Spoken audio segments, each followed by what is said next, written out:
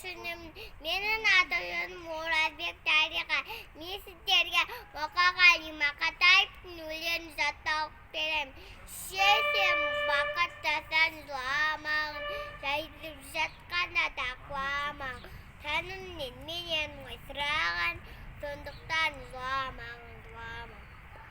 Бармын ғой, тірімін ғой, қасындамын. Өлмеймін мен өзімде асылдан. Таусыл өз-өзінен шашылмағын, байырғы берекені қашырмағын. Мен сені қанықпын ғой көз асына, өзің кепіл тозбасыма. Екі жыр жазсам саған бірін арнап, шеше деп жаздым ылғи сөз басыма.